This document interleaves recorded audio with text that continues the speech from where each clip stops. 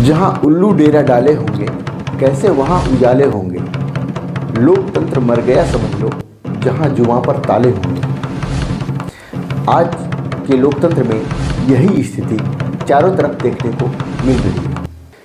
Media के ऊपर दबाव स्पष्ट दिख रहा है। कोई भी मीडिया पहले की तरह खुलकर रिपोर्टिंग करता हुआ नहीं दिखता। नमस्कार, मैं विनय पांडे। आपने देखना शुरू कर दिया है मुनादी चौपाल। हम बात कर रहे हैं लोकतंत्र में किसी के जुबान पर ताले लगाने को लेकर के जो बातें अभी हाल फिलहाल में सोशल मीडिया से शुरू होकर के बड़े बड़े मीडिया की सुर्खियों में भी रही, उस पर हम बात करने जा रहे हैं। इस परिप्रेक्ष्य में सबसे पहला बात हम नेहा सिंह राठौर का करते हैं, जो यूपी में काबा नामक एक अच्छी लोक गीत फोक सॉन्ग उन्होंने गाया था यूपी चुनाव के समय में, यूपी में काबा। और अभी कुछ दिन पहले कानपुर के एक जगह एक बुलडोजर से एक इंक्रोचमेंट हटाया जा रहा था और उसी उपक्रम में एक दीक्षित परिवार के माँ और बेटी जल गई और जलकर उनका मौत हो गया। उनके मरने पर भी नेहा सिंह राठौर ने यूपी में काबा को आगे किया था और उन्होंने इसे गाया था। थोड़ा सा हम सुना दे रहे हैं उन्होंने एक्चुअली क्या गाया था। काबा के दरबार बार ढहत घर बार बार माई बेटी के आग में झोंकत यूपी सरकार बा। काबा यूपी में काबा और बाबा के डीएम तो बड़ी रंगबाज बा। बाबा के डीएम तो बड़ी रंगबाज बा। कानपुर देहात में ले आइल राम राज बा। बुलडोजर से रौंदत दीक्षित के घर आज बा। अरे ही बुलडोजरवा पे बाबा के नाच बा। काबा यूपी में काबा। इस गाने को लेकर के यूपी सरकार की ओर से उन्हें एक नोटिस भेजा गया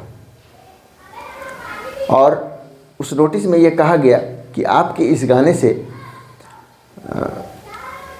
लोगों में सामाजिक विद्वेष फैलता है और भावनाएं भड़कती हैं।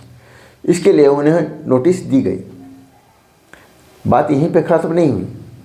इसके बाद कहा जाता है कि उनके पति जो दृष्टि आईएएस में कार्यरत थे, उन्हें भी इस नोटिस के बाद रिजाइन करने के लिए बोल दिया गया।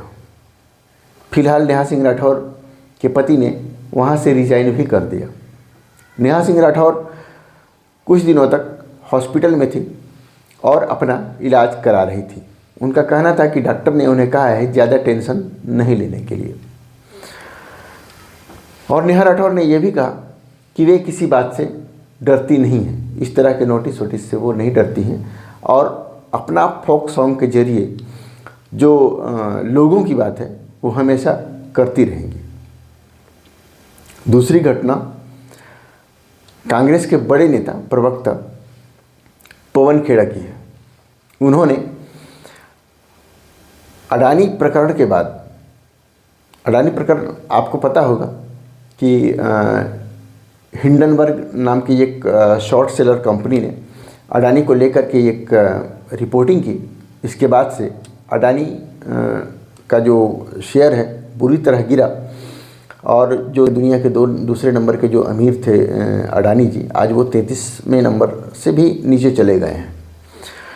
तो उसको लेकर के संसद में सवाल उठाए गए और सवाल ये था कि एलआईसी और एसबीआई ने आखिर अडानी के शेयर क्यों खरीदे और उसका अडानी के शेयर का असर जो पड़ रहा है उसका क्या इम्पैक्ट होगा।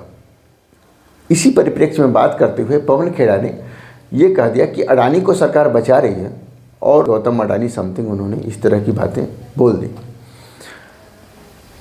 इसी बात को लेकर के उनके ऊपर एफआईआर दर्ज हो गया और एफआईआर दर्ज होने के बाद उनको गिरफ्तार करने के लिए दिल्ली पुलिस एयरपोर्ट पे खड़ी हो गई।